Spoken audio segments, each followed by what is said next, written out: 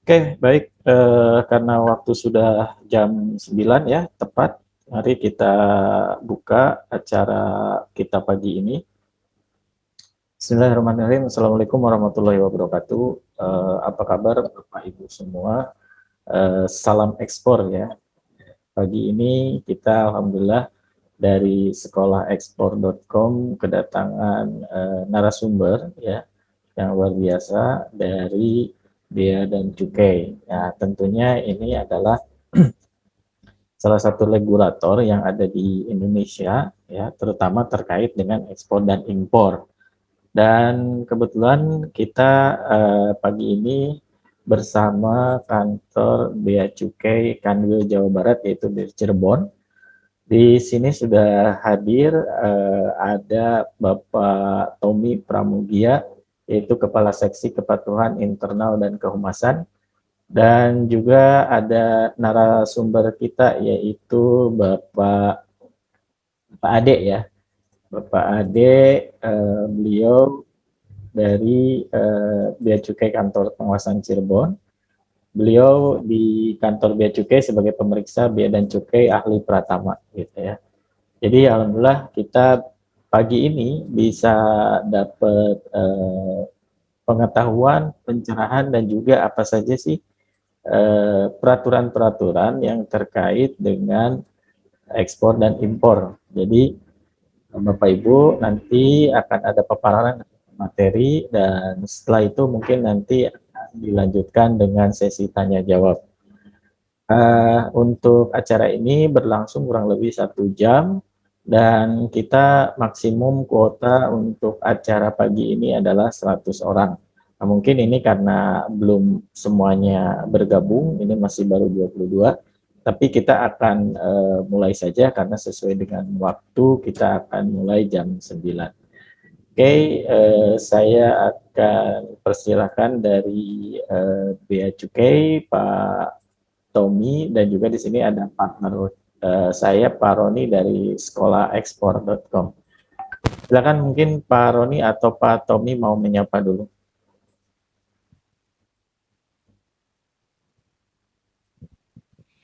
Silakan Pak. Silakan Pak Pak Tommy Pramugia dari Bea Oh, Cukai ya. mau menyapa dulu. Silakan. Eh, Bismillahirrahmanirrahim. Assalamualaikum warahmatullahi wabarakatuh. Silakan. Selamat pagi, salam bahagia, salam sehat, dan salam sejahtera bagi kita semuanya. Yang saya hormati Bapak Titan Sabdian, Konsultan Ekspor Impor. Yang saya hormati Bapak Roni Ariful Billah, eksportir di wilayah Cirebon.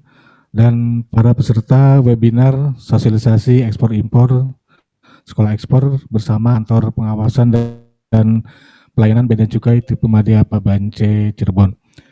Pertama-tama marilah kita panjatkan dan syukur kehadirat Allah Subhanahu wa taala karena atas limpahan rahmat dan karunia-Nya kita masih diberikan nikmat dan kesempatan sehingga pada pagi hari yang cerah ini kita dapat mengikuti webinar sosialisasi ekspor impor yang dilaksanakan oleh Sekolah Ekspor dan KPBBC tipe Madya Pabance Cirebon.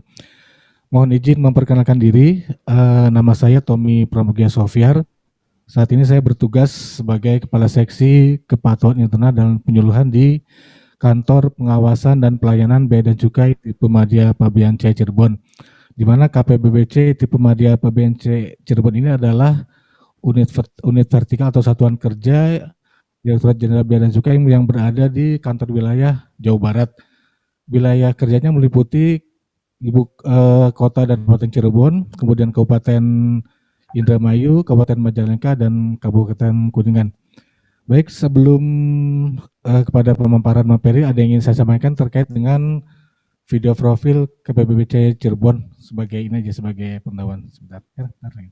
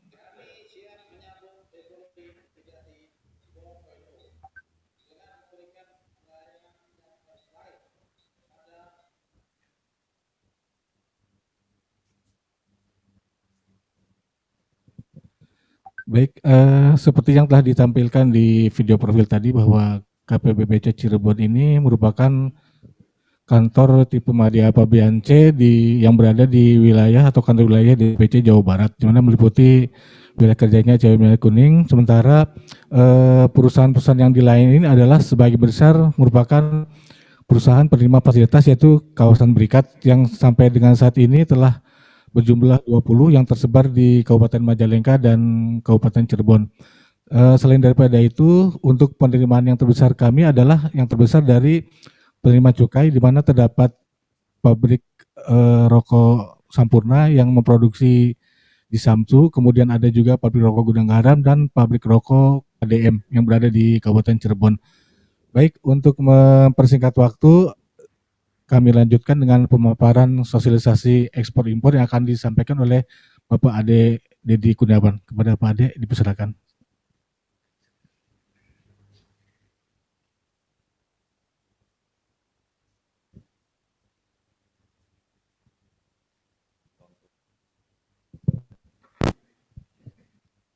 Assalamualaikum warahmatullahi wabarakatuh. Salam bahagia untuk kita semua. Semoga kita diberikan perlindungan oleh Allah atas keadaan Indonesia sekarang mungkin lagi virus corona masih belum teratasi, sehingga untuk acara ini kita jadi Zoom, dan semoga juga kita diberikan kesehatan oleh Allah Subhanahu wa Ta'ala. Yang saya hormati Bapak Titan sebagai penyelenggara Sekolah Ekspor Impor, Bapak Roni sebagai eksportir dari Rotan, dan semua peserta yang mengikuti Zoom Meet ini. Izinkan saya memperkenalkan diri. Saya posisi di kantor pelayanan Cirebon sebagai pejabat fungsional pertama, kurang lebih sekitar 4 tahun saya di Cirebon. Sebelumnya saya dinas di Bogor dan paling lama ada di Banjarmasin. Kalau untuk ekspor lebih banyak di Banjarmasin lah. Kalau di Cirebon ekspor paling yang untuk kawasan berikat. Nanti mungkin di slide-nya saya ada nyinggung masalah impor juga, karena kalau ekspor itu lebih sedikit sebenarnya, lebih kompleks yang impor. Kalau ekspor cuman masalah biaya keluar aja yang krusialnya sih sebenarnya. Baik, saya mulai slide-nya. Mana, Pak?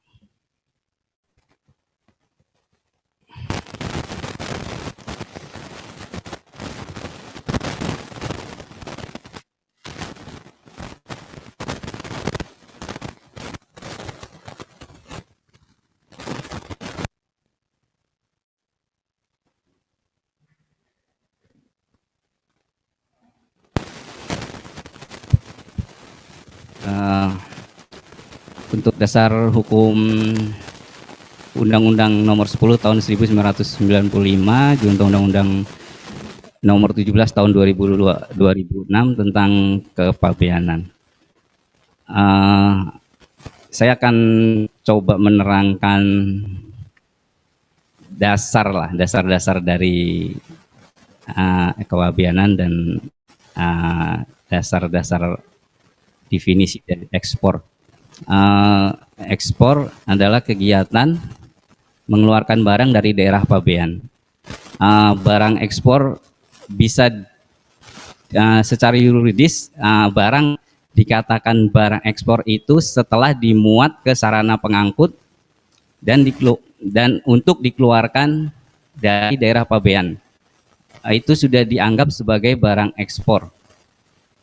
Untuk penjelasan daerah pabeannya adalah wilayah Republik Indonesia yang meliputi darat, perairan, dan ruang di atasnya, serta tempat-tempat tertentu di zona eksklusif dan landas kontinen yang di dalamnya berlaku undang-undang ini. Jadi setiap barang yang sudah ada di atas sarana pengangkut dengan tujuan yang akan keluar daerah pabean itu sudah dianggap sebagai barang ekspor. Adapun tata laksana di bidang ekspor yaitu Per 32/BC 2014 junto Per 7/BC 2019. Adapun untuk barang-barang yang pada dasarnya semua barang bisa diekspor, cuman ada beberapa jenis barang yang dikenakan bea keluar, seperti kulit dan kayu, biji kakao, kelapa sawit, crude palm oil, dan turunannya, serta hasil pengelolaan mineral logam, produk mineral logam dengan kriteria tertentu. Ini contoh dari dokumen ekspornya BC 30. Dasar hukumnya BPR 21 BC 2018. Di situ ada penjelasannya.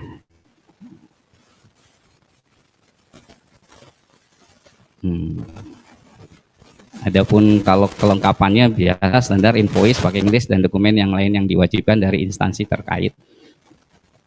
Untuk impor, impor terlalu banyak, nanti saya singkat yang ininya aja, secara globalnya aja. Impor, definisi impor ialah kegiatan memasukkan barang ke dalam daerah pabean. Impor terdiri dari beberapa macam ya, kayak impor barang untuk dipakai, impor barang kiriman, impor barang pindahan, pengeluaran barang impor untuk dipakai dengan menggunakan jaminan, impor dan ekspor yang dibawa oleh pelintas batas, pengeluaran barang impor untuk dipakai dengan pelayanan rush handling atau segera, ekspor dan impor barang yang dibawa penumpang dan awak sarana pengangkut, impor sementara, impor kembali barang yang telah diekspor. Itu semua jenis-jenis kegiatan pemasukan barang ke wilayah daerah pabean. Ini contoh dokumennya. Ini dokumen impor untuk dipakai BC 20. Terus ada Ini buat awak sarana pengangkut. Ada CD, Custom Declaration, terus ada kartu lintas batas untuk wilayah perbatasan Indonesia dan kayak Malaysia dan Singapura ya. Ada CN untuk kantor pos, CN consignment note, terus nah ini untuk yang lagi ngetren sekarang dengan kondisi sekarang corona itu lebih meningkat ke barang kiriman pada belanja online, e-commerce. Nah ini aturan yang sekarang pengenaannya minimal $3 di atas $3 itu udah dikenakan biaya masuk dan PPN. Terus ini saya coba kasih contoh-contoh perhitungannya, mungkin nanti dibaca aja.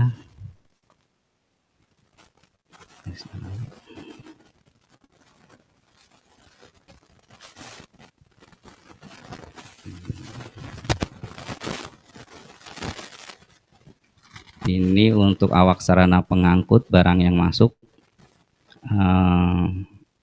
baik dari bandara, biasanya dari bandara yang lebih banyak, ada batasan-batasan bawa barang bawaan sampai $500, terus dikenakan lebihnya dikenakan biaya masuk 10%.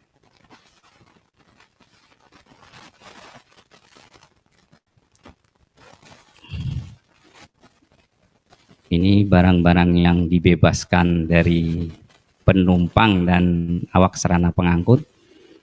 Ada sigaret 200 batang, ada cerutu 25 batang, terus ada tis 100 gram, MMA 1 liter.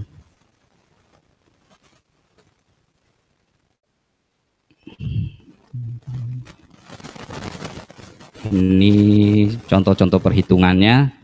Mungkin bisa dibaca nanti di luar acara ini karena lebih teknis kalau ini. Dan di sini dijelas juga sudah ada contoh-contohnya, lebih bisa gampang memahami lah. Ini untuk yang lagi trending topik masalah email handphone yang bawa dari luar negeri, yang sekarang lagi banyak yang masuk, banyak yang tidak tahu juga.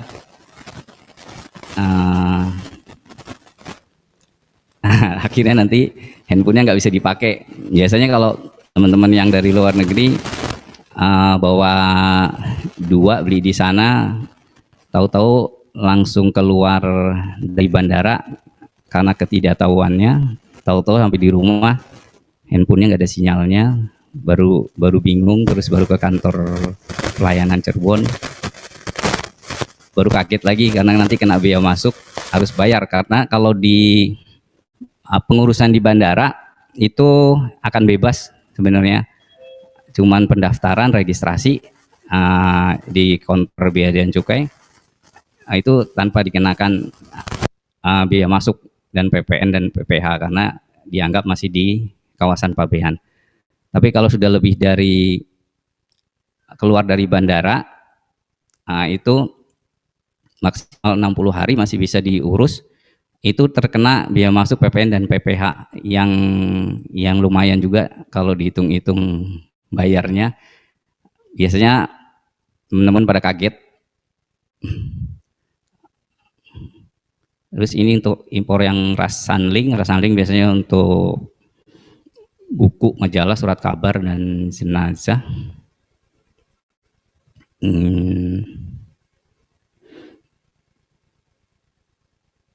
Ini barang pindahan. Kalau orang pindahan dari luar negeri masuk ke Indonesia bisa dideklar, dideklar dan tidak kena bea masuk sebenarnya karena udah dideklar.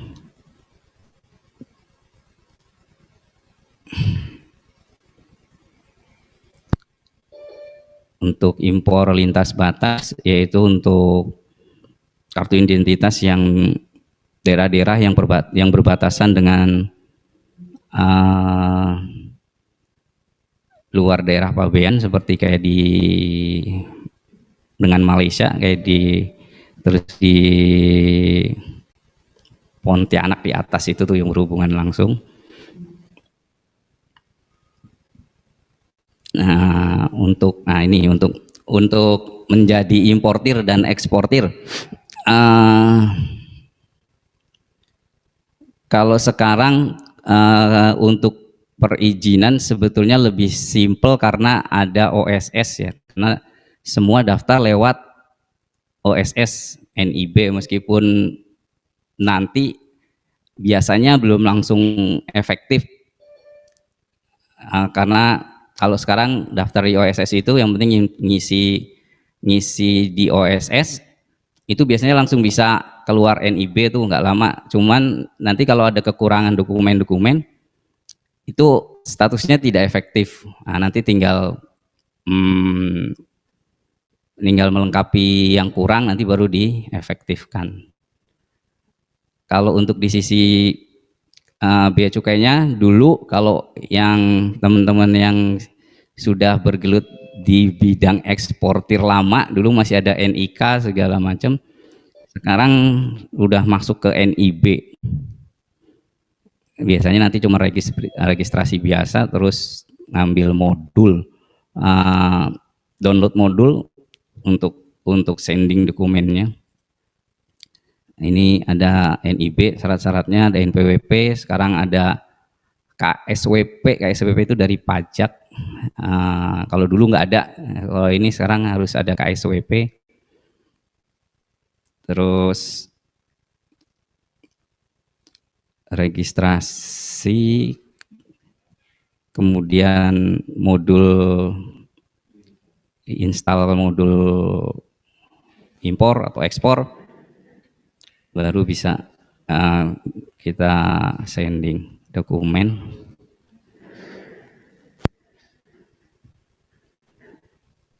Untuk kedepannya mungkin sekarang udah aktif, kayaknya sekarang udah mulai ada CESA 40, masih uji coba kalau nggak salah, itu bisa langsung sending dari portal pengguna jasanya langsung, nggak perlu pakai modul. Kalau dulu pakai modul karena masih ada perantara PT EDI, sekarang sudah langsung, jadi bisa langsung bikin dokumen di portal beadancukai.go.id untuk di sisi pengguna jasa. Terus untuk pengetahuan masalah jenis barang lartas bisa dilihat di INSW, bisa di intranet insw.go.id. Di situ bisa kita cek uraian barang, terus lartasnya apa, ada BK atau tidak, ada biaya keluar atau tidak, di situ lengkap di NSW. Jadi eksportir lebih mudah sebenarnya untuk mengklasifikasikan barang.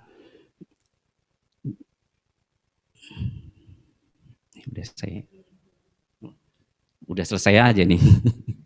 Nggak berasa, sedikit amat perasaan. Demikian dari slide dari kami.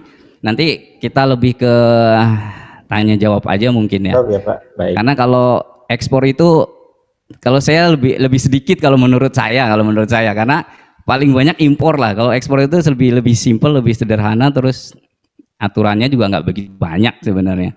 Jadi dan itu aja sebenarnya. Kalau yang lebih banyak berubah itu sebenarnya di impornya, yang banyak kebijakan dari instansi terkait lah, kayak Deperindak itu selalu banyak berubah. Tapi kalau ekspor dari zaman dulu, zaman saya di Banjarmasin, perubahannya nggak terlalu banyak lah. Paling nyangkut pertambangan, rotan, kayu, cuman 3 jenis barang itu yang sering banyak direvisi dan direvisi itu karena itu aja. Ya, Sekian pemaparan dari saya. Kita lanjut ke Pak Titan, gimana selanjutnya Pak? Ya. Mangga Pak. Baik, terima kasih Pak Ade atas materinya. Kalau boleh ini tadi ada beberapa yang bertanya, apakah materinya boleh di-share Pak Ade?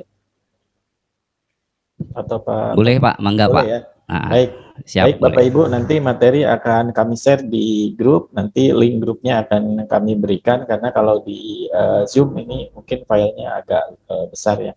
Oke, ini mungkin sedikit Pak dari saya. Memang kalau bicara ekspor betul Pak, tidak terlalu banyak ya peraturan yang berubah karena dari dulu. Cuman tadi ada beberapa yang mungkin ini juga saya coba mewakili beberapa pertanyaan dari member sekolah ekspor. Waktu itu ada yang mau kirim ekspor hewan ternak Pak hidup. Nah ini dari sisi bea cukai ini hewan ternak ini bagaimana Pak dari sisi peraturan dan tentunya penanganannya ya Pak mungkin.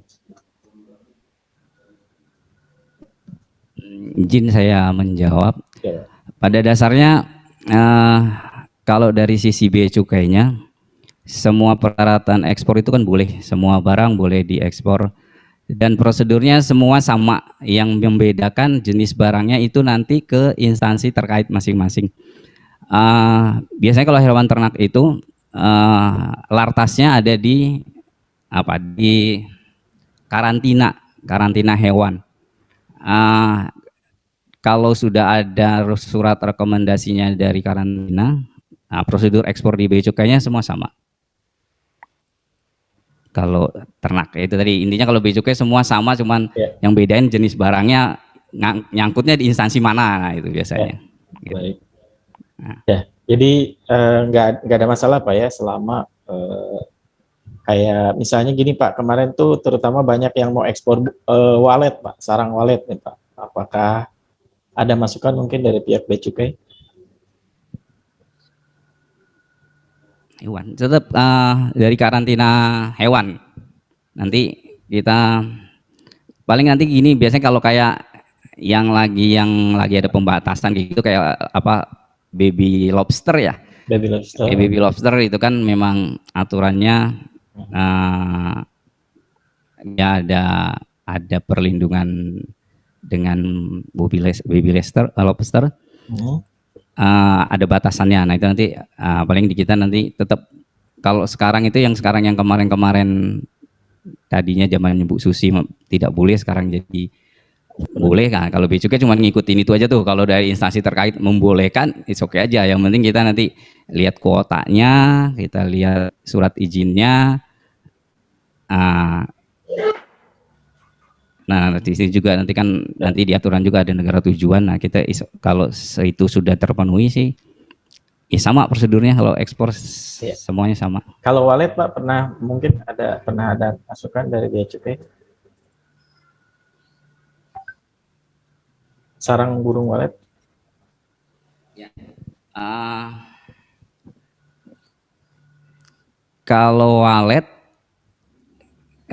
sebenarnya kalau lartasnya bisa dilihat di NSW Pak. NSW ya.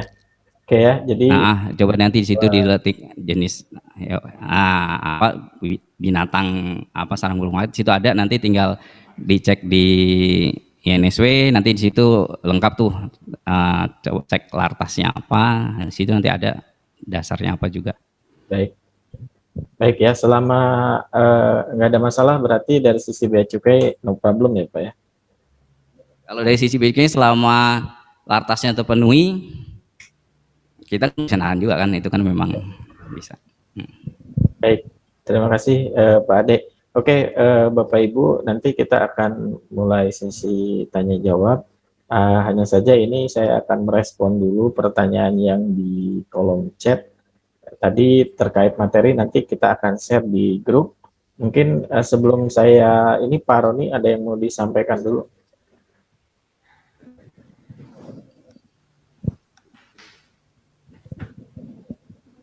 Ya, selamat pagi teman-teman semua pejuang ekspor.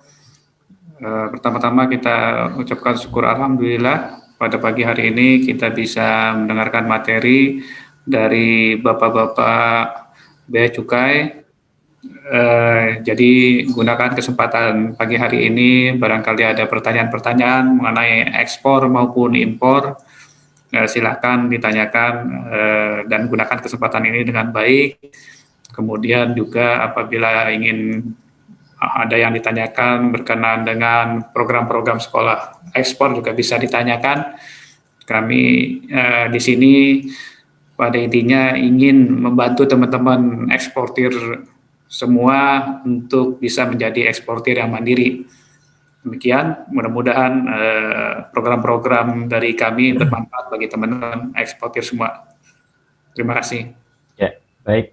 Terima kasih Pak Roni. Jadi sebelum kita live tanya jawab, ini saya akan merespon dulu pertanyaan yang di kolom chat. Ada pertanyaan, Pak, kalau HP dipreteli itu akan lolos nggak Pak dari Bea Cukai? Ya, itu ngakalin itu, Pak. Itu niat itu. Kalau itu sudah niat ngakalin kalau itu. Jadi gimana? Kalau dibilang lolos tidak lolos nanti balik lagi tergantung kesiapan petugas di lapangan namanya. Ya, betul. Ya kan? Kalau kayak gitu. Cuman itu udah niat kalau itu. Sebenarnya kalau di pretelin itu ada macam-macam juga, Pak. Kalau di pretelin sebenarnya yang lagi banyak yang ngetren itu di pretelnya ininya kotaknya dikirim belakangan, handphonenya dibawa ketengan. Jadi ngomongnya ini bawaan barang pribadi saya. Nah, itu kan masih ada dikasih kemudahan karena maksimal dua handphone gitu, dua handphone. Nah itu biasanya kalau ada lebih 3 gitu dia bilang ini bawaan pribadi saya katanya. Padahal sebenarnya itu niat dijual, cuman kotaknya belakangan dia. Biasanya kirim biasa, paket biasa. Nah itu ngakalin orang yang lagi ngetren tuh kayak gitu. Tapi kalau dipretelin sampai cuman sampai tidak berbentuk doang, HP Pak, itu kayaknya udah jarang deh. Itu nggak laku dijual nanti. Iya, baik. Nah itu. Oke, baik. Terima kasih Pak Ade. Ini selanjutnya ada pertanyaan dari mau lihat barang yang kena bea keluar di mana tadi slide-nya. Oke, nanti slide-nya nanti kita kirim di grup ya. Admin udah share grupnya, ada 2, kalau yang satunya penuh nanti di grup satunya lagi. Kemudian ada lagi pertanyaan, saya punya produk ekspor tapi kesulitan mencari buyer. Nah, boleh nanti kita belajar dengan sekolah ekspor, nanti kita share linknya oleh admin ya. Kemudian cara mengurus KSWP gimana Pak? Dan mungkin singkatannya dulu Pak, barangkali ada yang belum paham KSWP itu apa. Oke. KSWP itu adalah konfirmasi status wajib pajak. Jadi sekarang itu karena antara pajak dan bea cukai itu sudah menjadi satu sistem ya, dia sudah secara sistem global itu kayak NPWP sudah ngeling bareng. Terus kalau zaman dulu sebelum ada link bareng dengan pajak itu biasanya eksportir lancar-lancar aja tuh pada saat ekspor, tapi padahal dia punya kasus sama pajak. Nah, karena nggak link, nah itu kita susah untuk nindak gitu bisa. Nah, sekarang karena sudah link, pihak Bea Cukai, pihak pajak itu langsung minta itu tadi konfirmasi status wajib pajak. Jadi kita bisa ngelihat, Bea Cukai bisa lihat bahwa perusahaan tersebut memang betul-betul tidak punya kasus di pajak. Gitu. Jadi ngurusnya ke mana Pak? Ke kantor pajak? Ngurusnya ke pajak. Baik. Ke kantor KPP biasanya. Ya. Baik. Nah, kemudian ini ada NPWP untuk izin ekspor, apakah sama dengan NPWP pribadi? Karena yang diajukan NIB adalah NPWP pribadi. Mohon penjelasannya. Kan sekarang udah ada undang-undang tenaga kerja tuh Pak, yang bisa bikin PT sendiri gitu tanpa gimana Pak? Kan sekarang sudah ada undang-undang tenaga kerja yang baru tuh Pak, yang bikin perusahaan perorangan itu Pak. Apakah sudah sosialisasi atau bagaimana Pak? Yang jelas ini NPWP pribadi dengan NPWP untuk ekspor apakah sama atau bagaimana?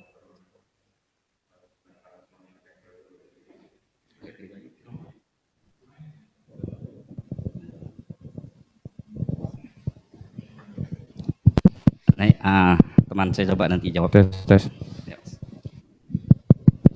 Ya. Ya mungkin kalau misalkan memang semua pendaftaran awalnya dari menggunakan NPWP pribadi itu ya bisa Pak, bisa digunakan itu Pak. Jadi nggak masalah sih sebenarnya.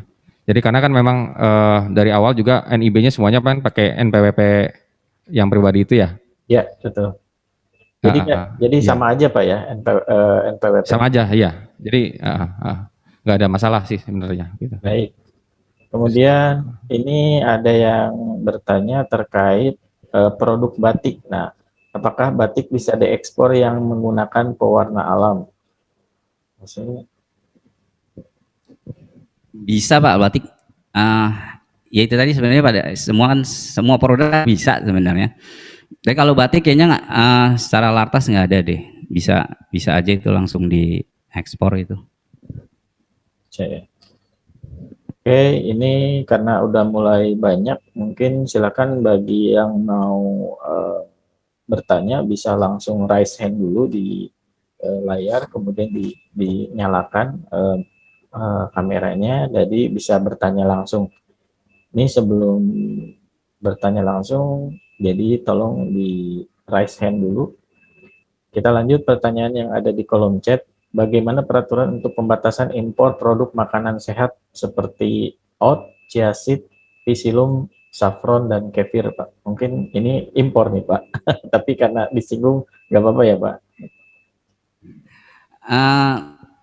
Gini Pak, biar lebih lebih ini simple ininya Bu ya.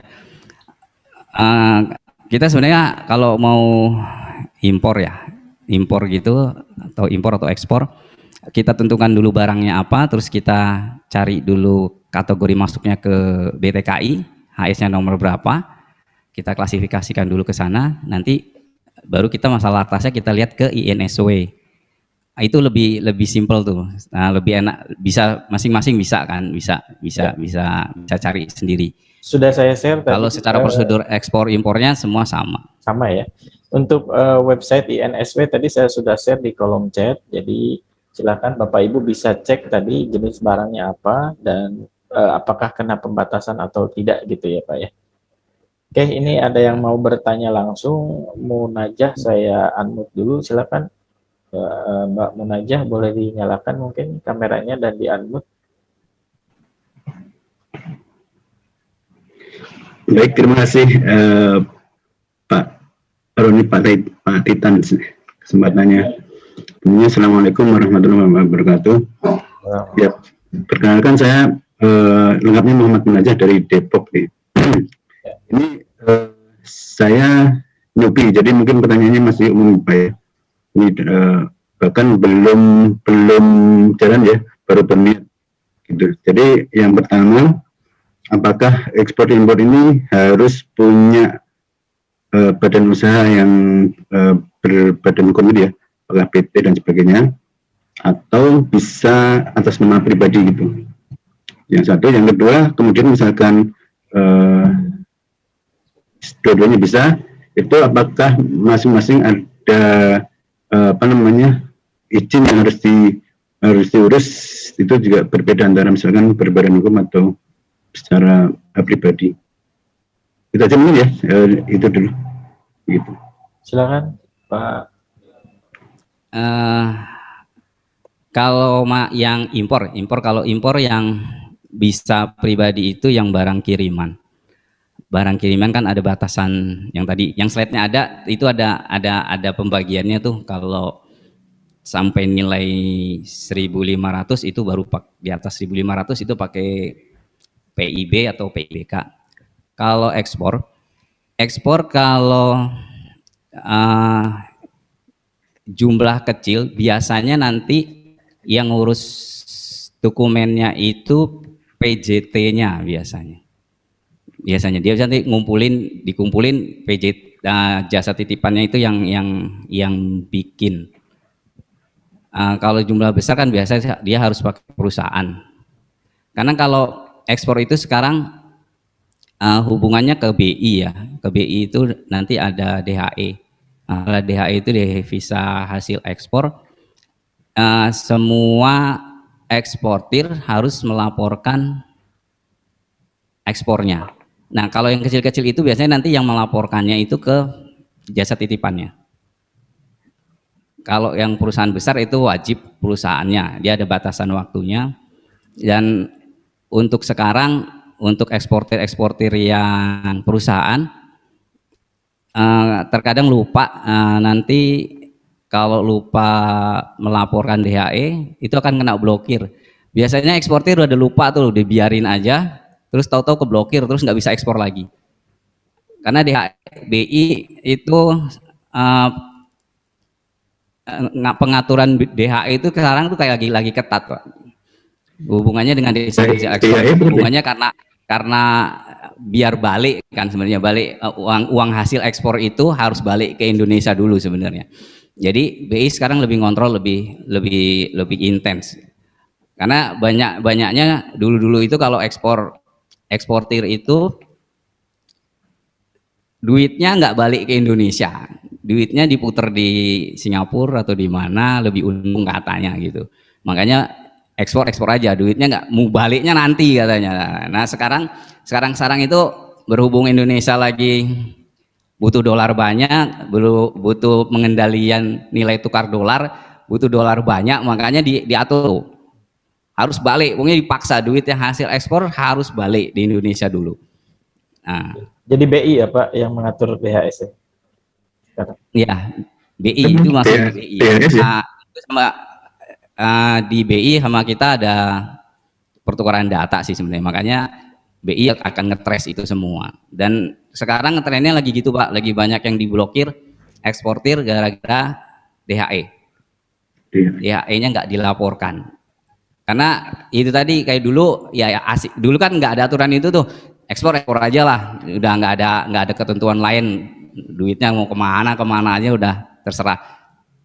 Sekarang BI udah ketat, terus ya udah gitu, begitu maksimal berapa bulan dari ekspor, duit nggak balik itu langsung blokir. Dan pihak Bea Cukai nggak bisa nolak Pak, nggak bisa buka dari kebijakan. Karena terkadang eksportir itu mindset berpikirnya ini diblokir Bea Cukai, terus minta tolongnya ke Bea Cukai, buat suratnya ke Bea Cukai, minta tolong dibuka. Padahal Bea Cukai nggak punya hak itu, karena kita harus ada surat rekomendasi dari BI untuk membuka blokir itu. Di Cirebon udah ada beberapa yang kejadian kayak gitu, impor sementara, di saat mau keluar lagi reekspor diblokir sama BI. Sekarang sudah lebih dari 2 minggu barang nggak bisa dibalikin, ruginya sudah 3M, bingung dapatnya. Di BI mentok juga karena udah lebih kadaluarsa. Nah makanya saya harapkan teman-teman eksportir jangan lupa DHE dilaporkan, karena DHE juga laporannya kayaknya online deh, lewat aplikasi di BI. Nah, itu aja Pak, bangga Pak. Baik, masih Pak. Mungkin bisa nambah Pak ya? Gimana Pak menanya? Mau nambah pertanyaan, meneruskan. Jadi tadi untuk perusahaan ya, sebenarnya kami juga punya PT gitu. Ini izin apa aja yang perlu diurus setelah tadi DHE ya? Atau sudah ada dalam slide? Soalnya kami tadi agak apa ya? Misalnya tadi yang cukup cepat jadi belum ya, jadi karena nyubi belum terlalu bisa mengikuti gitu. Gitu Pak. Kalau sudah ada di slide, Pak. Ada di slide. Ada di slide. Slide-nya di share Pak itu. Ya. Baik, nanti kami pelajari. Siap. Terima kasih ya Pak Munajat. Oke, ini menyambung pertanyaan Mas Hois, bertanya soal CV dan KBLI yang ada ekspor impor. Jadi Mas Hois ini harus rubah dulu, kalau memang tidak ada itu di perubahan akte ya ke notaris ya, kalau tidak ada baru nanti dibuat KBLI yang baru gitu. Karena ini ada peraturan baru 2020 itu harus ada pembaharuan ya untuk bidang usaha atau KBLI-nya gitu.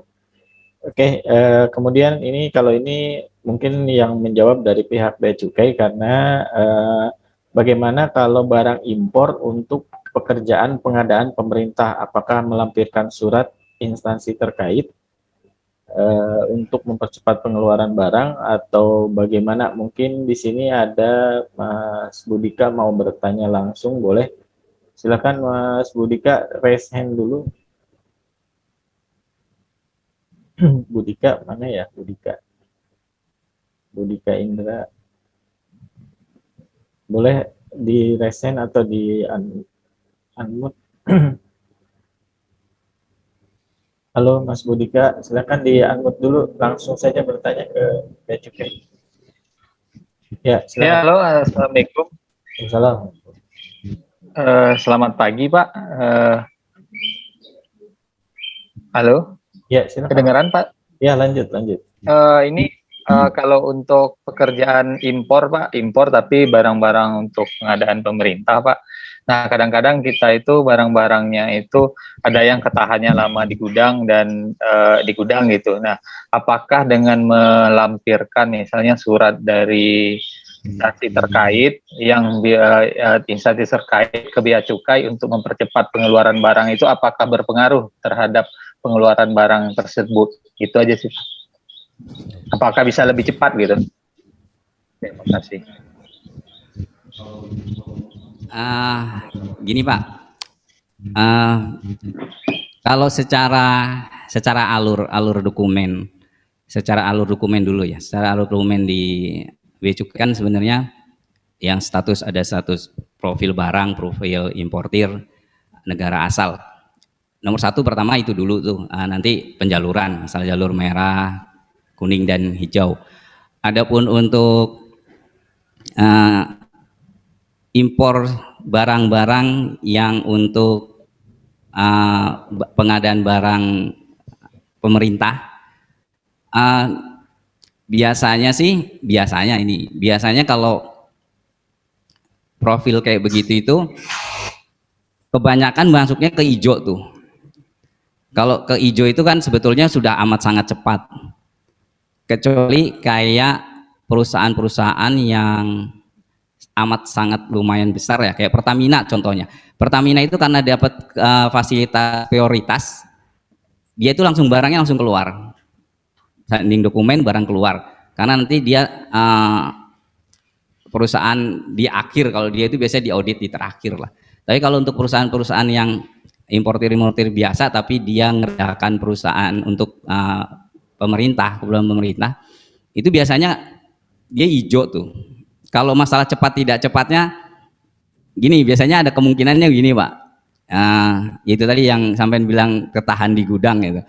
Kadang di gudangnya juga ngomongnya, wah ini ketahan di Bea Cukainya, gini kan segala. Kita juga nggak tahu tuh ketahannya di posisi di mana sebenarnya. Tapi kalau secara kalau jalur hijau itu jalur yang sudah lumayan cepat, karena begitu sending dokumen itu langsung SPPB, barang langsung keluar, nggak usah diperiksa, nggak periksa barang, nggak periksa dokumen. Tapi kalau kuning masih periksa dokumen tuh, intinya. Nah cuman kalau ada di gudangnya, terahan di gudang ya, ada yang ngomong wah ini Bea Cukainya nahan segala macam, sebenarnya Bapak tinggal lihat aja barang gue jalurnya apa sih gitu. Tapi kalau udah lihat jalurnya hijau dapat SPPB itu udah nggak ada, udah langsung keluar Pak ya Pak ya. Ya gitu ya Mas Budika. Ada lagi? Cukup ya? Ya jadi memang gitu Pak, kadang-kadang ini terutama impor karena mungkin ketidaktahuan prosedur ya Pak, bilangnya suka ketahan di Bea Cukai gitu Pak ya, atau bagaimana gitu, padahal kan belum tahu ya Pak ya, posisi di mana gitu. Oke, mungkin silakan ada lagi yang mau bertanya, boleh silakan raise hand dulu ya, raise hand di layar. Nanti bisa langsung kita buka untuk di unmute ya. Silakan, ada yang mau tanya? Kalau tidak ada, mungkin dari Pak Ade barangkali ada pemaparan tambahan, boleh silakan, atau dari Pak Tommy mungkin. Eh, tambahan dari saya, kalau saya hanya cuman ingin ya mengingatkan aja kalau untuk sekarang masalah DHE, karena eh, berdasarkan pengalaman saya di sini dan di Banjarmasin, eh, banyak karena perusahaan itu tadi ketidaktahuan terus akhirnya akan mendapatkan kerugian setelahnya, apalagi untuk perusahaan-perusahaan kayak ekspor batu bara ya. Perusahaan ekspor batu bara itu kan nilainya bukan nilai yang kecil, amat sangat besar. Itu begitu sudah diblokir, itu makan waktu untuk ngurusnya itu bisa sampai 2 minggu 3 minggu. Itu kalau untuk perusahaan batu bara ekspor itu langsung teler itu, demo rate-nya itu udah berapa miliar gitu. Sekarang kondisinya eksportir banyak yang masih belum paham itu, apalagi eksportir yang untuk yang pemula lah, yang baru-baru itu udah biasanya udah nggak ngurusin itu lagi lah, biasanya udah, apalagi kalau yang menggunakan PPJK, biasanya kalau pakai PPJK, kalau PPJK-nya nggak kooperatif, nggak aktif, nggak ngasih tahu, ya udah diurusin dokumen, masuk dokumen, selesai, udah diem aja tuh, nanti besok mau ekspor lagi tahu-tahu keblokir. Nah, itu aja dari saya, karena eksportir krusialnya kepada DHE lah kalau sekarang. Itu aja. Ya, terima kasih Pak Ade. Mungkin dari Pak Tommy ada tambahan? Silakan. Baik, mungkin dari kami Pak, dari Bea Cukai Cirebon, apabila di peserta Zoom meeting ini terdapat eksportir atau calon eksportir yang berada di wilayah kerja Bea Cukai Cirebon yang meliputi Ciayu Manjakuning, kami siap memberikan asistensi terkait prosedur ekspor impor sampai dengan pemasangan modul PEB-nya Pak, sehingga ekspor tersebut bisa melakukan submit PEB sendiri. Mungkin demikian Pak Titan. Terima kasih. Baik, terima kasih ya. Terima kasih sekali nih buat kantor pelayanan Bea Cukai Cirebon. Jadi udah siap asistensi ya. Tapi di luar itu secara global peraturan kan sama ya Pak ya. Mau dari daerah mana saja. Tadi Sama, apa Pak. yang Bapak sampaikan intinya sama gitu. Nah, kemudian kalau untuk khusus wilayah Cirebon akan dibantu asistensi. Nah, kemudian ini ada yang tanya di kolom chat, Pak, kalau untuk wilayah Jatim barangkali ada kontaknya katanya, Pak. Mau ngasih kontak wilayah Jatim ya? Atau mungkin ada di mana Pak mungkin? Jatim mana nih Pak? Jatimnya ini Bu Arini, nah kayaknya di Blitar Pak. Blitar, BC Blitar ada nih, langsung aja ke PLI-nya Pak. Kalau konsultasi langsung ketemu sama bagian PLI Pak. Nanti konsultasi itu ya pasti dijelasin lah. PLI itu apa Pak mungkin? Pelayanan penyuluhan dan layanan informasi Pak. Oke. Nah, di BC silakan ya. Cukai ada tuh. Langsung ke PLI-nya ya. Ya, langsung PLI. Oke. Baik, tadi ada yang bertanya tapi malah orangnya hilang mungkin sinyalnya ya. Boleh yang lain silakan jika ada yang mau bertanya lagi. Boleh raise hand dulu atau langsung di kolom chat, nanti kalau mau langsung nanti kita unmute mic-nya. Silakan, ada yang mau bertanya? Malah ada yang minta kontak. kontak yang tadi di mana, di Jawa Timur, di Blitar. Itu mungkin bisa langsung ya. Oh, Jakarta, malah Jakarta, sorry. Bagaimana tuh Pak? Ada mau minta kontak yang di Jakarta?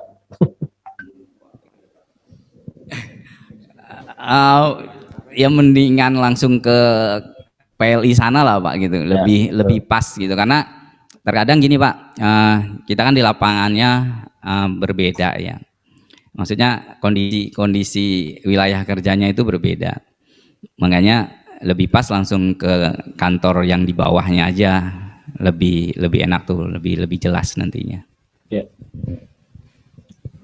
Nah paling mungkin gini Pak, dari saya sekedar ini masih ada juga Pak anggapan bahwa proses di bea cukai itu susah, bea cukai itu rumit dan segala macam, tapi ternyata kan kalau segala sesuatunya dokumennya lengkap dan benar tidak seperti itu gitu Pak ya. Jadi mungkin ini masih banyak anggapan-anggapan yang mungkin di lapangan gitu ya, kesulitan gitu terkait bea cukai, padahal kalau misalnya kita dokumennya lengkap dan benar nggak ada masalah gitu Pak ya. Jadi sebenarnya gini Pak, sebenarnya biasanya itu kan yang akan, kan biasanya gini, kalau ekspor atau impor itu biasanya kan bisa perusahaan sendiri, bisa PPJK. Nah, kalau ke PPJK itu kan urusannya bisnis to bisnis ya. Ya, under name itu Pak yang tadi. Ya, itu bisnis to bisnis. Dengan keahlian mereka kan sebenarnya kan kalau kita pengurusan lewat PPJK kan si perusahaan diuntungkan di sisi pembuatan dokumen. Karena pembuatan dokumen yang tadi di slide itu, dokumen BC 2030 itu kalau belum pernah, ya lumayan mumet Pak. Lumayan ngisinya itu loh kan, lumayan. Itu yang kendalanya itu tuh. Begitu kadang kan perusahaan itu langsung ya udahlah saya pakai PPJK aja gitu biasanya. Nggak mau sibuk itu kan. Nggak mau belajar itulah intinya. Langsung PPJK. Nah, namanya PPJK itu kan ya bisnis to bisnis gitu. Jadi ya tetap hal-hal keahlian itu kan dihitung kan sebagai cost lah, dengan berbagai macam keterangan lah ya, ini cost lah begini, ini begini, itu hak dari sisi PPJK gitu. Tapi kalau dari sisi bea cukai, kalau sudah dalam bentuk dokumennya sudah dia buat, perusahaan sudah buat modulnya, sudah buat dokumennya, tinggal sending aja. Itu udah prosedurnya udah nggak ada lama itu. Ya, dan semua sekarang online Pak ya, jadi nggak repot lagi. Kendalanya biasanya cuma dibikin dokumennya aja Pak. Saya yakin teman-teman eksportir yang baru-baru itu mesti langsung kaget suruh bikin di modul ekspornya. Nah, itu yang biasanya, aduh kok gini banget katanya. Karena banyak kolom-kolomnya yang harus, ya kalau orang yang belum familiar ya lumayan tuh, butuh 1 minggu itu ngisinya buat satu barang doang gitu. Kalau impor sampai 20 barang kan teler. Iya. Ya, gitu. Baik, tadi ada yang bertanya Pak, kalau bea cukai Blitar bukannya ikut ke Kediri Pak, atau terpisah mungkin Pak? Blitar ada kok. Ada ya? Tipe Pabean C ya Blitar. Cuman kalau Blitar itu kan lebih banyak ke cukai ya. Kalau daerah-daerah Jawa Timur, Blitar, Kediri, Malang itu lebih banyak ke cukai. Tapi saya yakin kalau langsung datang ke PLI-nya langsung dijelasin lah. Baik. Kemudian ini ada, apakah bisa didampingi untuk pengisian yang 3 dokumen tadi, BC tadi, maksudnya gimana ya ini? Boleh, silakan mau bicara langsung. Saya unmute dulu. Boleh raise hand mungkin. Yang mau bertanya langsung siapa tadi? Izin Pak Titan, ini saya menghimbau kepada eksportir atau importir apabila terdapat kendala atau masalah terkait dengan pelayanan ekspor impor agar jangan ragu-ragu menghubungi seksi penyuluhan dan layanan informasi atau PLI di kantor bea cukai di mana eksportir atau tersebut mengajukan dokumennya Pak. Jadi karena kami di PLI memang sudah tugas kami memberikan penjelasan atau pelayanan informasi terkait dengan pelayanan ekspor impor yang ada di kantor kami Pak. Jadi biar informasinya nggak bias atau nggak kemana-mana, akhirnya lebih baik apabila ada kendala terkait dengan pelayanan ekspor impor agar agar datang ke kantor ketemu dengan seksi PLI-nya Pak. Demikian. Baik, terima kasih Pak Tommy. Jadi dimanapun Bapak Ibu berada, karena ini member sekolah ekspor ada dari berbagai daerah Pak ya. Jadi ini sama saja secara prinsip, secara peraturan sama. Nah, untuk Bapak Ibu yang di daerah lain, silakan langsung ke PLI kantor bea cukai setempat, gitu ya Pak ya. Oke, baik. Betul Pak. Silakan. Jadi tadi yang mau didampingin itu soal pengisian ya, kalau mau bertanya langsung untuk Janu silakan ke PLI di mana Mas Janu berada ya, bisa nanti dijelaskan. Untuk wilayah 3 Cirebon. Kak, kalau minta pendampingan, nanti tinggal bawa laptopnya aja lah, laptop yang udah diinstal modul PEB atau PIB, datengin PLI, ya tinggal minta ajarin Pak, tolong saya ajarin. Mesti insya Allah diajarin lah, pelan-pelan. Ya, ya. Karena Oh, berarti memang ya, harus bawa ini sendiri. pelan-pelan Pak, itu butuh kesabaran itu. Iya, betul, betul. Oke. Oke, kemudian ada yang bertanya Ibu Devita. Oke, Ibu Devita. Silakan Bu Devita.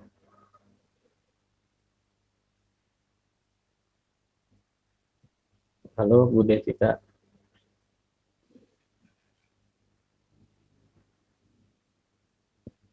Ya, Bu Devita.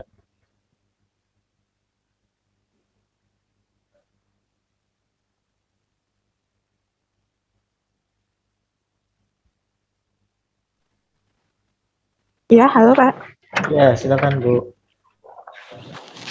Saya mau bertanya, kalau seumpamanya kan Pak dari perusahaan kita itu pakai jasa PPJK, tapi kita itu udah pengurusan dokumennya semua, itu pembayarannya BM sama PDRI-nya itu dibayarkan setelah jadi PIB atau sebelum jadi PIB-nya itu ya Pak?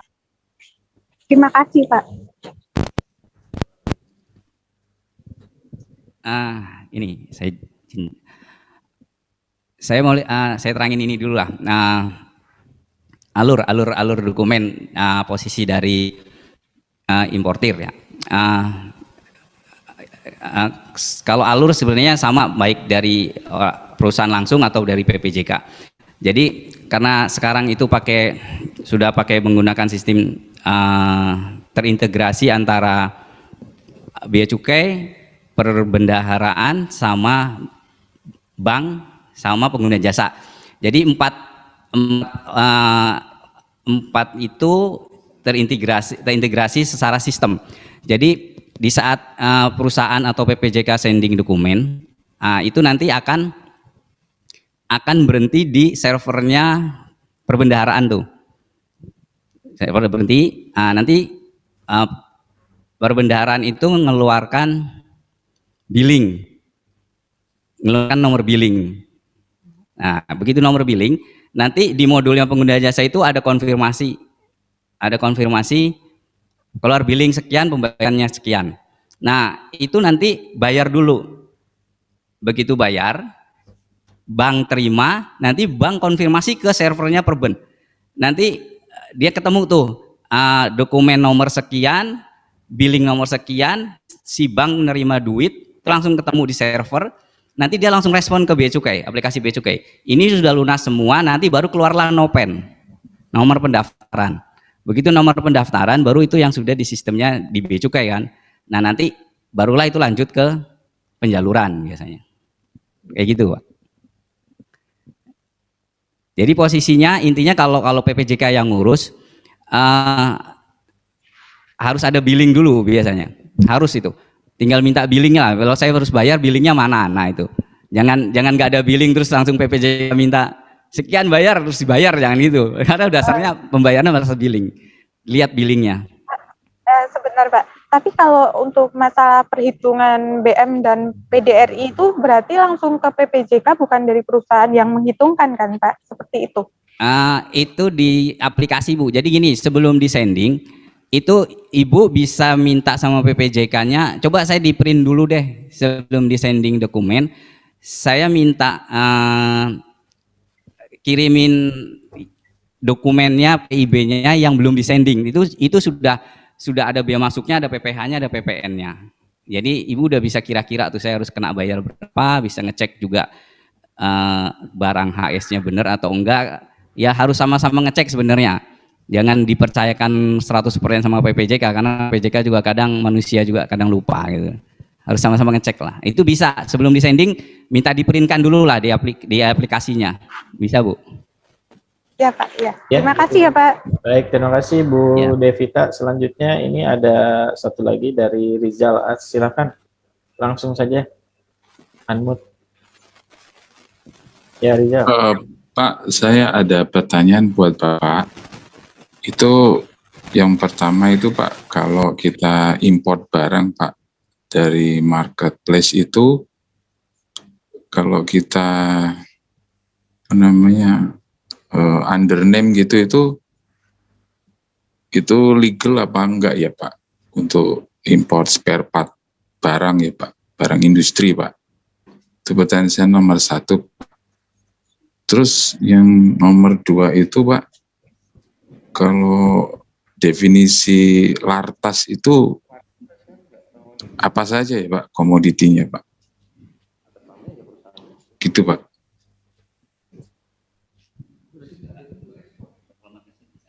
Yang kedua tadi. Sudah Pak Rizal? Oke, baik. Kami persilakan ke Bea Cukai. Ya, tadi kalau untuk impor under name via marketplace itu memang biasanya langsung memang. Jadi memang kalau marketplace itu kita pakai dokumen CN ya Pak, namanya consignment note. Di slide juga ada tadi tuh ya. Jadi memang seperti PIB. Jadi memang bisa langsung aja. Sebenarnya nggak usah perlu under name kalau impor via marketplace itu nggak apa ya, buang-buang uang gitu loh, ngapain gitu loh. Ketika pakai marketplace tapi pakai under name itu nggak usah. Sebenarnya langsung aja si pribadi pun bisa gitu loh, nggak harus perusahaan gitu loh kalau untuk marketplace itu. Jadi tapi ada batasan nilainya memang. Ketika nilainya sampai dengan 1.500 itu memang menggunakan CN, consignment note. Tapi setelah di atas 1.500 itu menggunakan PIB atau PIBK gitu loh. Gitu Pak. Terus yang kedua? Yang kedua tuh definisi lartas. Lartas itu larangan pembatasan Pak. Jadi di kita itu ada barang-barang ketika diimpor itu ada barang-barang yang dilarang dan yang dibatasi. Barang-barang yang dilarang dan dibatasi itu pada saat pengeluaran itu harus ada izin dari instansi terkait. Contohnya misalkan barang-barang terlarang itu senjata api. Nah, ketika ingin mengimpor itu kita harus mengurus ke Polri. Jadi ketika ingin mengimpor senjata api kita harus urus dulu tuh izin larangannya ke Polri. Nah, kalau untuk pembatasan itu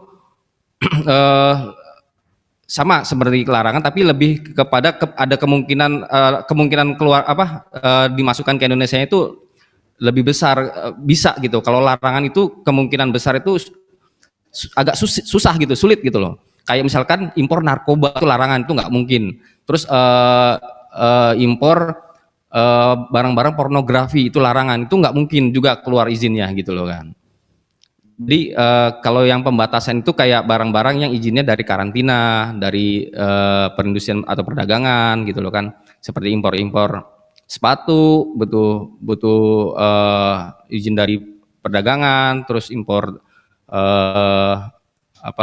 garmen dan tekstil, nah itu harus izin dulu dari perdagangan gitu loh Pak. Jadi seperti itu Pak. Ya, ini langsung menjawab tadi ada pertanyaan komoditi garmen kena jalur merah karena lartas berarti kan harus izin dulu ya Pak ya dari perdagangan. Iya betul Pak, ketika merah terus kena lartas itu kita urus dulu lartasnya Pak, jadi ke instansi terkait gitu loh. Nah, jadi sebelum itu izinnya keluar ya di Bea Cukai nggak keluar, makanya tapi kadang orang oh ini masalahnya di Bea Cukai ini ditahannya di Bea Cukai, sebenarnya bukan di Bea Cukainya, kita ketika izin itu sudah terpenuhi ya kita rilis pasti gitu loh kan. Jadi sering seperti itu Pak. Ini kan Bea Cukai terus Pak ya. Padahal iya, karena semua peraturan Pak dititipin ke kita Pak. Iya. Dari Kementerian Kesehatan, dari Kementerian Perdagangan, dari Kominfo, dari Polri, semua Pak. Jadi ketika izin itu sudah terpenuhi, kita rilis pasti. Ya, seperti itu Pak. Terima kasih Pak. Nah, ini karena waktu juga sudah jam 10:10, ini sudah lebih dari 1 jam. Tapi mungkin barangkali ada pertanyaan terakhir, boleh ya, satu kalau ada yang mau bertanya. Tapi kalau misalnya tidak ada, mungkin akan ditutup ya. Barangkali ada statement terakhir Pak dari, ada yang mau bertanya, silakan Pak Dedi terakhir ya, silakan Pak Dedi, di unmute Pak. Pak Dedi boleh di unmute dulu Pak, mic-nya.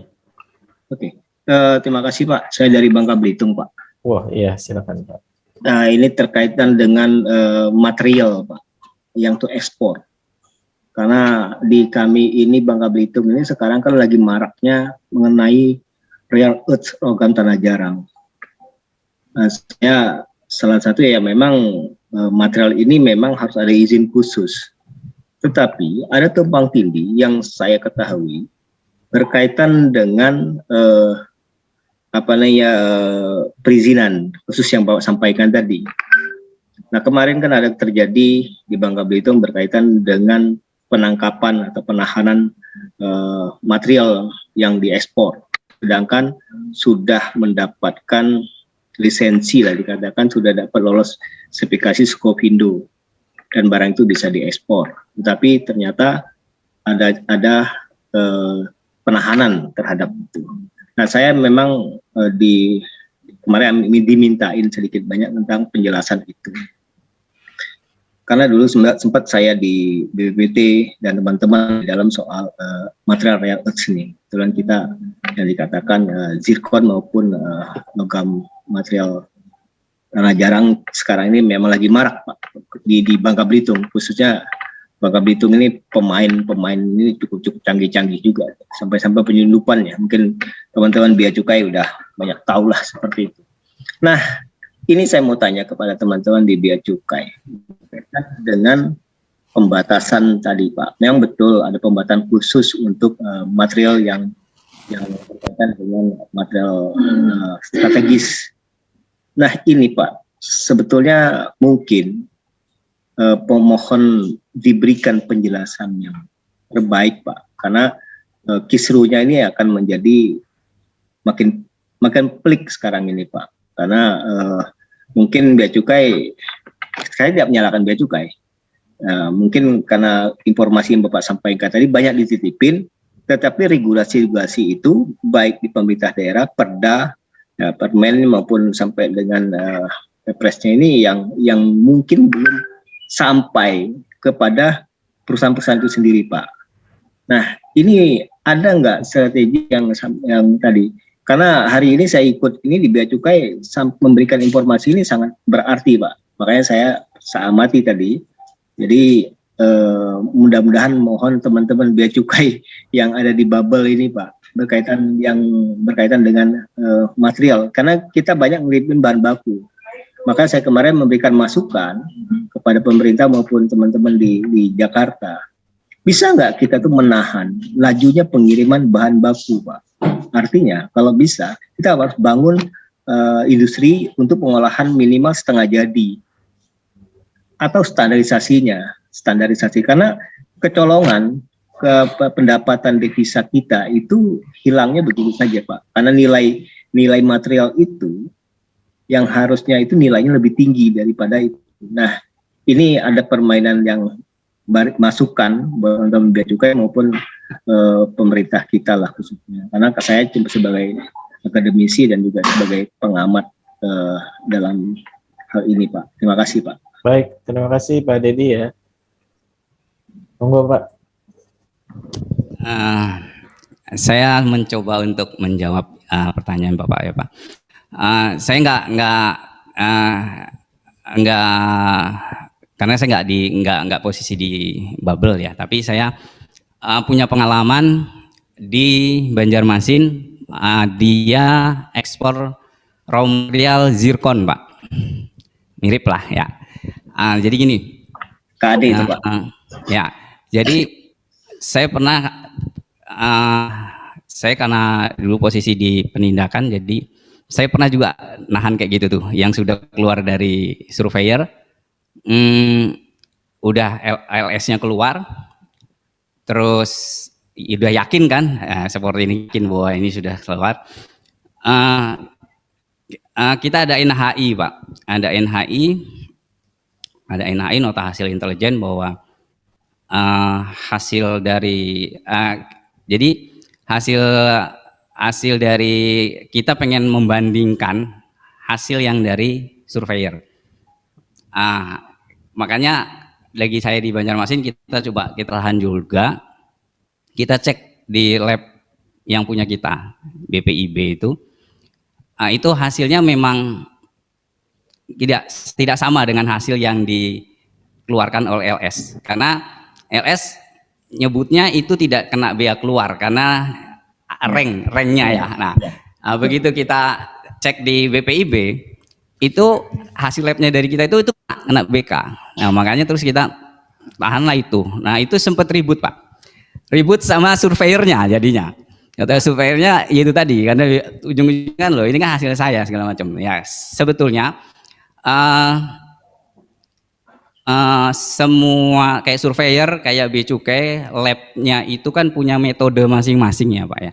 Metode dalam penelitiannya pakai metode apa gitu, pengetahuan saya kan gitu. Si surveyornya itu ya ngomongnya kayak saya pakai metode ini gitu. Ya, jadi secara lab mesh dia pakai butiran-butiran ya, nggak salah itu. Butiran ini lolos sekian gini gitu katanya. Nah, di labnya kita juga kan punya metode lain gitu. Nah, cuman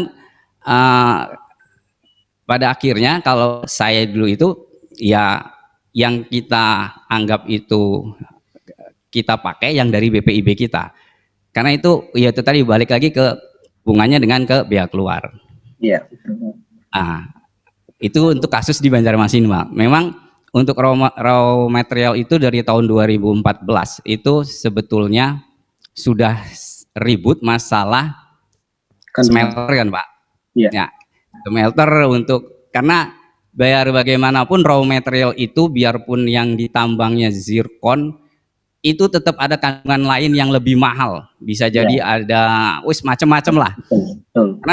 Karena saya sendiri juga pernah ke tambangnya Pak. Jadi sindromnya sebenarnya bukan zirkonnya yang diekspor sebetulnya, tapi kan yang kandungan yang kecil tapi nilainya besar itu yang lebih banyak dipakai lah yang di dan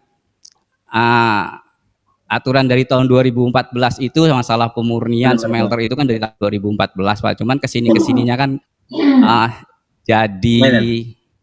jadi apa ya sih? Jadi nggak jelas jadi gitu kan? Karena ya kalau saya bilang, kalau saya sendiri yang lihat di lapangan, ya Indonesia dirugikan banget. Betul, itu Pak maksud saya. Yang nilainya kecil, biarpun dikenakan bea keluar masih tetap kecil. Sedangkan kandungan lainnya itu nilainya barang kecil tapi harganya mahal. Zirkonium lah yang saya tahu. Zirkonium itu di Banjarmasin itu gila-gilaan ekspornya Pak. Tambang itu banyak. Oh ya semeraut lah. Cuman begitu saya ke tambangnya, saya lihat ya memang yang lain yang kecilnya itu sampai ada 3 atau 4 material yang bisa dipisahkan dan nilainya lebih besar kalau saya bilang. Ya terus karena aturannya kayak begitu ya akhirnya ya kita juga jadi bingung gitu. secara dari distambennya kan boleh. Jadi gini Pak, itu yang saya bilang tadi, saya kan mendengar Bapak tadi ada nilai batasan atau khusus tadi Pak. Nah, ini yang kita sampaikan kemarin kepada teman-teman di BRAIN, di Badan Riset Nasional, termasuk ya teman-teman itu. Karena itu yang saya bilang Pak, nanti dalam nilai batasan itulah sehingga ada cukai biaya yang kita masuk untuk kita Pak. Itu yang saya bilang tadi. Nah, saya melihat ada beberapa ring koordinasi yang belum, karena untuk material strategis itu cuma ada dapat 2 rekomendasi Pak, tidak bisa 1. Itu 1 adalah dari Mabes TNI, dari Mabes intinya, satunya adalah dari Batan Pak, karena material itu mereka yang atau Bapeten. Dan nah ini yang saya lihat sampai hari ini tumbang tindihnya, sehingga sekarang mereka nah untuk material ini sebetulnya ada permainan yang dilakukan oleh mereka. Ini saya memberikan masukan ya kepada teman-teman di bea cukai, karena ini kan aset kita, barang nilai yang tinggi, sehingga kita punya kita punya keuangan yang cukup bagus artinya, karena permintaan tinggi, karena barang itu jelas sekarang ini diminta cukup banyak oleh negara-negara maju, negara teknologi tinggi. Nah artinya sekarang mereka melakukan itu tadi Pak, mereka melakukan ekspor atau mereka mengirimkan ke luar daerah antar pulau. Nah jadi mainnya mereka sekarang ini saya mau minta tindakan lah itu intinya, saya ngasih tahu bea cukai lah, tolong ini kan, karena ini ya saya prihatin Pak. Jadi tadi itu nah biar perlu Pak untuk aturan terbaru mohon masukan karena 2014 Undang-Undang Minerba itu sekarang ini baru keluar lagi 2000 sekarang ini dan masih rancuh. Nah sehingga maksud saya tadi Pak, tolong karena Bea Cukai kan punya, saya tahu Bea Cukai lebih canggih alatnya daripada tempat lain Pak untuk pemeriksaan barang material itu. Nah ini yang kemarin jadi kisruhnya di bubble itu salah satu itu. Nah karena makin hari kan makin banyak kecolongan kita Pak. Barang kita itu sudah keluar, saya tahu dari zirconium yang ada di Kalimantan, di bubble, pokoknya udah keluar itu udah triliun dolar lah kita ruginya negara kita ini. Nah itu Pak tadi maksud saya persentasenya itu diperketat. Nah saya mohon koordinasi antara Bea Cukai dengan Bapeten maupun Mabes, karena itulah kita tahu kemana barang itu perginya dan berapa nilai yang harus ditentukan. Karena kan kita mau cukainya itu Pak masuk pendapatan negara. Itu aja Pak. Jadi saya jangan sampai kita selalu seperti ini Pak. Yang Bapak sudah pengalaman, saya juga tahu Pak. Karena saya mengamani daerah saya Pak. Ya, baik. Gitu. Terima kasih Pak. Ya, makasih Pak Dedi ya di bubble. Oke. Mungkin statement terakhir sambil closing mungkin ya karena sudah 10.22. Mungkin mohon izin Pak Titan, jadi kami dari Bea Cukai Cirebon menghimbau kepada calon eksportir importir atau eksportir dan importir untuk jangan ragu berkomunikasi dengan Bea Cukai setempat, baik itu dengan komunikasi via telepon atau email atau WhatsApp atau dengan datang langsung ke kantor Bea Cukainya Pak, karena itu tadi biar untuk menghilangkan hambatan-hambatan atau kekurangan jelas informasi tersebut, mungkin solusinya dengan ketemu langsung Pak dengan seksi penyuluhan dan lain informasinya Pak. Mungkin itu aja Pak. Terima kasih. Ya, baik, karena waktu sudah menunjukkan pukul 10.23 di sini, saya ucapkan terima kasih kepada teman-teman Bea Cukai, ada Pak Tommy, juga ada pemateri tadi kita Pak Ade, dan juga tadi ada, maaf Bapak satunya belum memperkenalkan diri tadi lupa. Pak Heri tadi Pak ya. Ya Pak Heri juga. Sekali lagi saya ucapkan terima kasih buat teman-teman dari Bea Cukai kantor wilayah Cirebon khususnya, dan juga buat teman-teman semua member sekolah ekspor dan juga beberapa grup UKM ekspor lainnya, dan juga Pak Roni ya, terima kasih Pak sudah hadir di tengah-tengah kita untuk share materi dari Bea Cukai. Sudah kami share di grup WhatsApp. Nah linknya sudah di-share juga tadi di kolom chat. Dan juga untuk terkait pertanyaan ekspor, bagaimana prosedur ekspor, mencari buyer dan sebagainya, mungkin bisa juga follow Instagram Sekolah Ekspor gitu ya. Dan jika Bapak Ibu ingin memperdalam terkait bidang ekspor, boleh belajar bersama sekolahelekspor.com. Nah, Bea Cukai di sini sebagai regulator adalah membantu kita tadi supaya kita bisa mengetahui beberapa hal yang sangat penting gitu ya, agar kita menjadi eksportir tadi ya yang benar-benar tahu peraturan ya, sehingga kita memang bisa menjadi pejuang devisa negara gitu. Dari saya sebagai penyelenggara sekolahelekspor.com, sekali lagi mengucapkan terima kasih kepada teman-teman dari Bea Cukai kantor wilayah Cirebon, dan juga buat teman-teman dari grup member sekolah ekspor, dan juga untuk yang lainnya. Untuk acara Zoom meeting webinar kali ini kita cukupkan sekian. Terima kasih. Alhamdulillahirabbil alamin. Assalamualaikum warahmatullahi wabarakatuh.